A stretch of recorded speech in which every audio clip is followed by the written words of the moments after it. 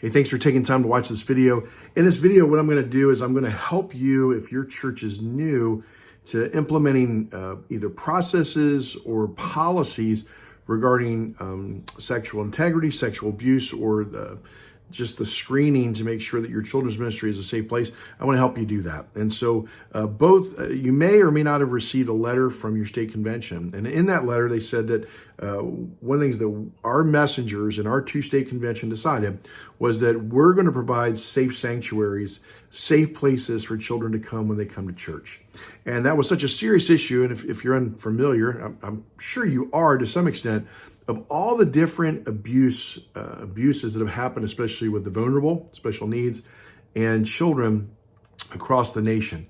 No denomination has been spared of these abuses coming up and for the families that have been harmed by them. And so our two state convention and the messenger said, look, enough is enough. We're going to at least provide a bare minimum to ensure that all churches that are associating and networking with our two state convention have some minimum processes and policies in place to do our best, which is never a guarantee, but to do our best to provide a safe place for the vulnerable and for children in our churches. And so if you're a church that maybe you're a smaller church and you said, we know our people, we don't even have a large children's program, this seems ridiculous. Let me address that. If you're unfamiliar, most abuses happen with a relative or someone that is known. And people that are predators look for churches like yours.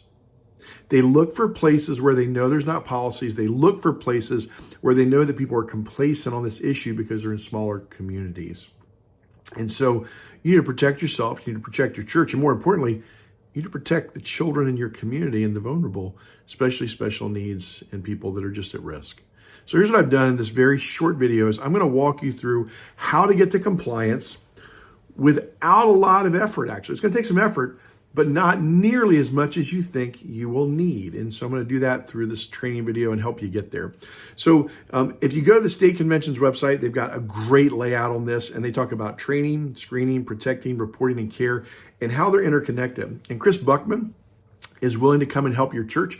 And our former director of missions, Keith Meyer, is a part of this task force and also is willing to come help you. And I just want you to know, as your associational missionary, your leader, your director of missions, whatever term you want to use, I want to help you. Our church has already implemented this, and we're not a large church. And we implemented this when we were just starting revitalization, which means we're only between about 20 and 30 people. This can be done. So I'm going to provide for you a link in this video, as well as in the emails that I'll send out to you, a sample policy of our church, which is much more condensed and not as extensive, by the way, as the state. The state has a much better, broader document, but I'm going to provide you something simpler just to get you going. The second thing is I'm going to help you to get to a secure check-in system, which will cost you very little money, and then offer you from the EBA's perspective a way to background check all of your people and gain compliance. How about that? So there'll be no excuse, okay? We're going to help you get there. So first things first, screening people, you really need to actually run them through a background check. The EBA is willing to actually run those background checks for you and maintain them for every 2-year process. We're going to do that through a grant in partnership with our state convention. So our state convention and your local association believes so much in this. If you can't afford those background checks, we're going to help you to get them done.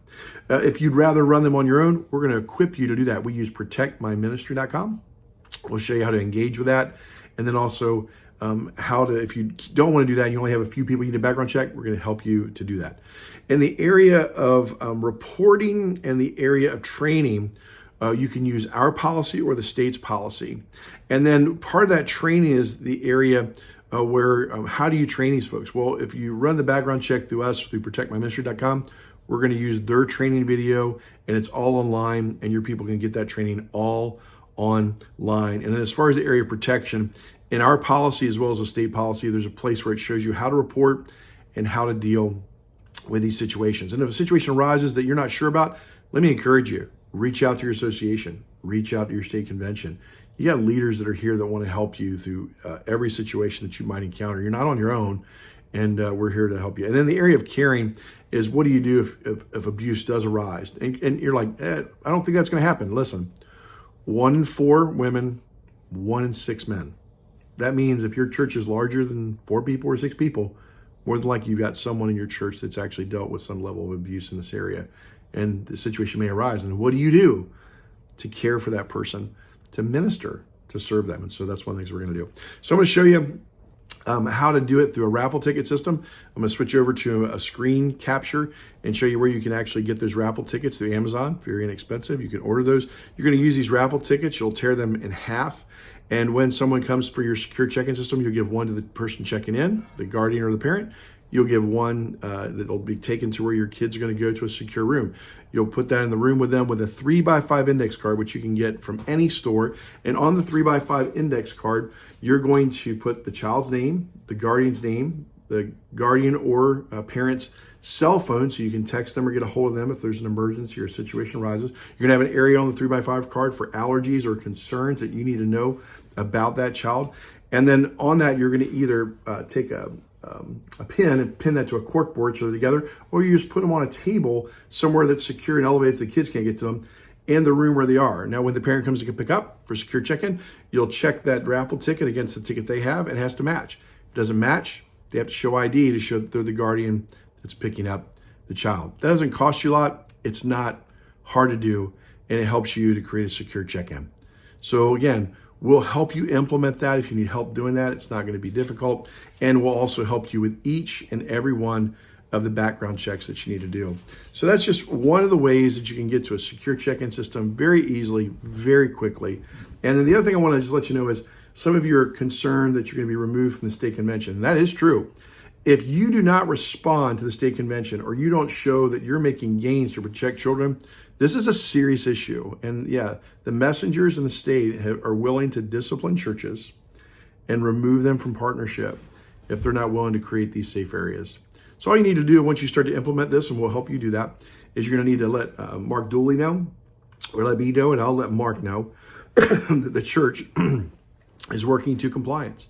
And there's no auditing system. We trust you and your integrity if you're going to do this. But we need to know that that's happening. If that's happening, then you'll be taken off that list of churches that would be removed. Now, this is serious, and I don't want to minimize it. But if you have more questions, or you got more things that you need to know, contact me. So you can email me at larry@easternbaptist.com, or you can even call my cell phone, which is 443-783-2845. So I'll put those in the video, and use this again to help your people. And if there's anything we can do, let us know. Have a blessed week, and I'm praying for you that you implement these policies, and they'll keep your kids and the most vulnerable in your population where you are called to minister safe. Have a blessed week.